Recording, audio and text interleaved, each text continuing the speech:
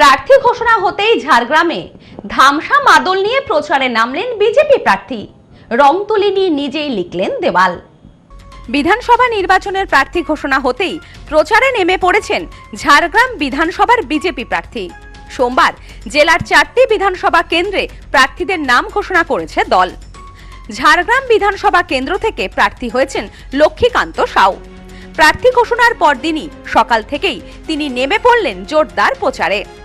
বুধবার সকালে ঝাড়গ্রাম শহরের কলেজ মোড় থেকে শুরু হয় তার প্রচার কর্মসূচি।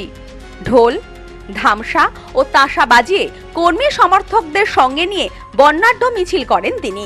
মিছিলে ছিল উৎসবের আমেজ, যা সাধারণ মানুষের দৃষ্টি আকর্ষণ করে। প্রচার চলাকালীন তিনি জনসংযোগে জোর দেন এবং স্থানীয় বাসিন্দাদের সঙ্গে কথাবার্তাও বলেন। পাশাপাশি দলীয় নেতৃত্ব ও কর্মীদের সঙ্গেও বৈঠক করে নির্বাচনী কৌশল নিয়ে আলোচনা করেন। এদিন প্রচারের পাশাপাশি দেওয়াল লিখনেরও কাজ নিজে হাতে শুরু করেন বিজেপি প্রার্থী লক্ষ্মীকান্ত সাউ। নিজেই রং তুলি নিয়ে দলীয় প্রতীক পদ্মফুল আঁকেন, যা কর্মীদের মধ্যে বাড়তি উন্মাদনা তৈরি করে।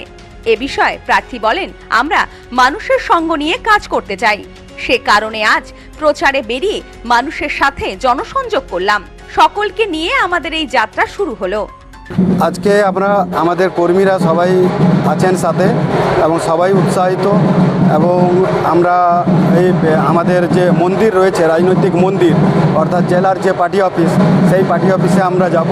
সবাই উচ্ছ্বসিত। আমার সবার সাথে কথা হয়েছে, সমস্ত সিনিয়র বরিষ্ঠ কার্যকর্তা তাদের সাথে কথা হয়েছে। সবার আশীর্বাদ নিয়ে আমরা আমাদের যাত্রা শুরু করছি এবং মা কনক দুর্গার আশীর্বাদ নিয়ে আমরা আগামী রূপরেখা তৈরি করছি ঝাড়গ্রাম বিধানসভার মানুষের কল্যাণের জন্য। Bureau report, news no man's land, Jhargram.